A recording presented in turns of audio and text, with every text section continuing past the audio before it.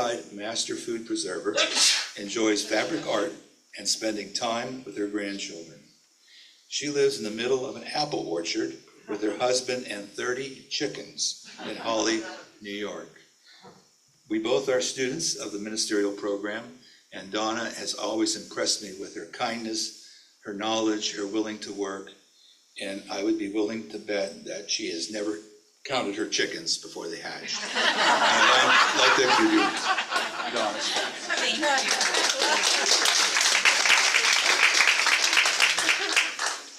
I have more than 30 chickens. I keep saying I'm going to downsize, and my husband keeps going and buying more chicks, so I don't know. They're so cute. They're adorable. Good morning, everyone. Good morning. Welcome to all who are here in Assembly Hall and to all who are on Zoom. And as Joe said, I am the speaker this morning, and I am part of the 2025-26 ministerial program, and I am so proud and honored to be here this morning. I didn't consciously know that this is where I would be at this moment in time in my life, but here I am, and so many experiences have led me to be ready to declare myself as a leader in the spiritualist church. As Joe said in my bio, I grew up a little more than an hour from here, and I really can't remember my age the first time I came to Lilydale. I was maybe 18 or 20.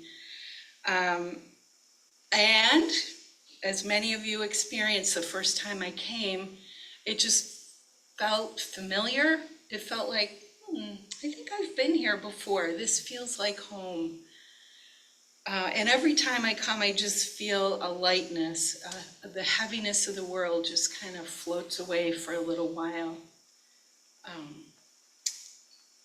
Here, in this place, in Lilydale, I am always reminded that I am not alone. Love never dies, and I am loved. So as speaker today, it's my task to inspire and encourage you. With this in mind, I'm going to try to weave my random thoughts together in a way that I hope makes sense. I've been thinking about what I might say today for many months, and I've asked Spirit, what do I need to talk about, and what do you need to hear about from me? And one word kept coming to me over and over again: love. So I'm going to talk about love.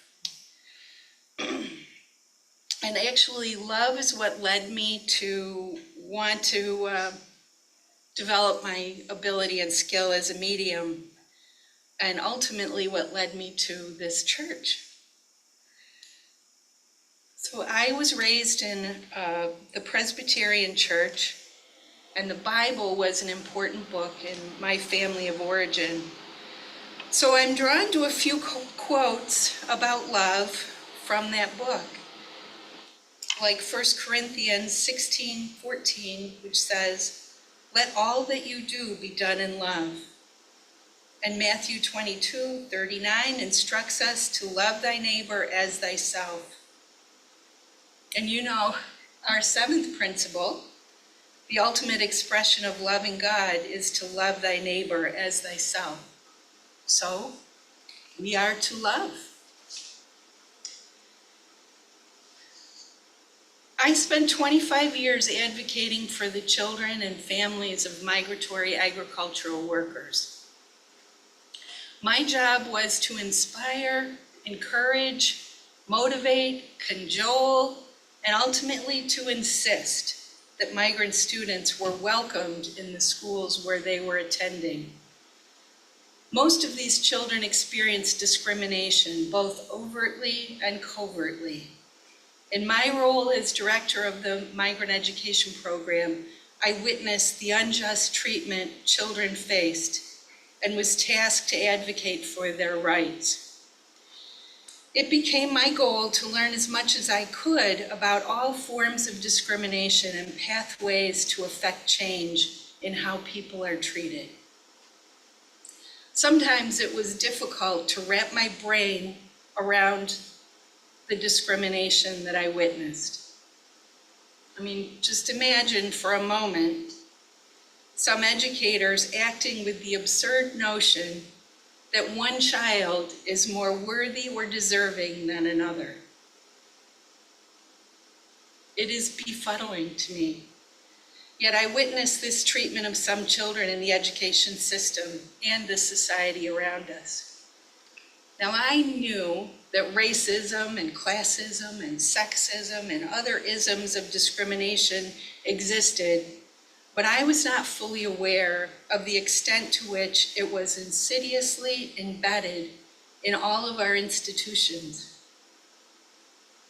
My eyes were open to the manifestations of hate and fear directed toward those who are not seen as part of the dominant culture. In our society, we have been overtly and covertly indoctrinated with the idea that we must be divided and told to function as if some people matter more than others.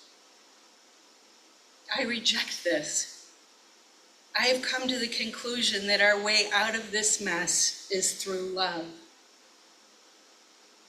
I remember one of my first grade students came to me at the end of a long, difficult day years ago and said, "Miss Donna, do you know the only thing we really need is love?"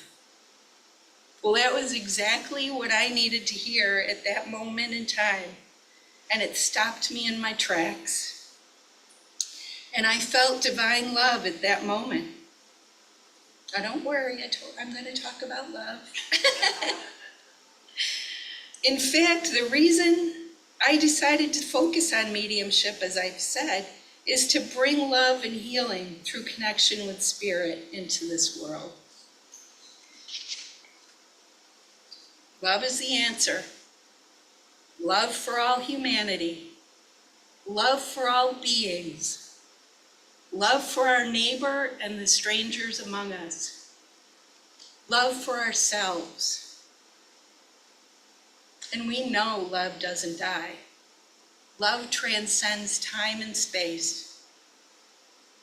I believe in the kind of love that can heal this world and the next. And as spiritualists, we can bear witness to the divine love that will lead the way. As mediums, we can help connect loved ones across the veil. As spiritual healers, we can hold space for divine love to bring healing to others' body and soul. When I began to study mediumship to improve my skill and ability to connect with loved ones in spirit, I learned that as mediums, we can help heal both worlds. This is a profound and astonishing notion to me. And it brings such hope. We can choose to act as a conduit of God's love, source love in this world, while reaching through to the next. I grew up with the teaching that God is love. And our second principle states, God is all there is. So if God is love, and God is all there is, then love is all there is, and love is the answer. Could it be that simple? Believe me, I know acting in a loving way to all is no easy task. While advocating for migrant students, I wasn't feeling very loving toward the principal who said no Mexican-born child would attend school in his building, or the teacher that didn't want to recommend a migrant student for remedial reading help because she would take the place of one of their regular students. When we are greeted by those who express love to us, of course, we can more easily return it. But when we are greeted by those who express hate and fear, we might feel vulnerable and reluctant to express love in return. In these moments, we need the support of others who will encourage us and remind us that we can choose to be the conduits of God's love in this world. We can more readily model source love if we are united with others of like mind. And isn't that why we come together, why we're here in community? There are people who need to be reminded that love is the answer. There are those who try to divide us in every way possible, wanting us to fear or blame or hate each other.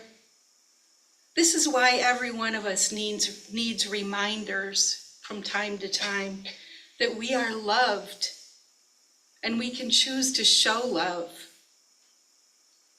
We are not alone. And as the eighth principle states, we create our own reality according to natural law. And among natural laws is the law of love. The law of love is the constructive force and the highest vibration we can attain. We can feel that love vibration when we serve as healers or receive a spiritual healing. We can feel that love vibration when we serve spirit through mediumship or receive a message from spirit. And we can feel that vibration when we meditate, that download of spirit, that vibration of love, the connection to source that unites all beings is a way forward in a world that seems to be so divided, and at times when we might feel so alone. In the face of those acting out of fear and hate, we can raise our vibration through love. Now, I don't mean to negate anyone's experience or disregard anyone's pain. My own experiences and pain have led me to the conclusion that the world needs to feel more love. For a moment, just think of the ripple effect of an act of kindness, or the action of paying it forward, or being able to look into someone's eyes and let them know you really care. We have agency to make positive change happen. By putting our ego aside and letting spirit move us, small acts of love can make a big difference. Viktor Frankl wrote about his experiences in a Nazi concentration camp in his book, Man's Search for Meaning. He wrote, "Between stimulus and response is a space. In that space is our power to choose our response. In our response lies our growth and freedom." In the moments when I am able to respond with love to those who are focusing hate in my direction, or being able to greet with love those with whom I completely disagree, that is when I am certain that the love I'm returning to them is coming from the divine. I know that I am not capable of expressing love in these moments without spiritual intervention.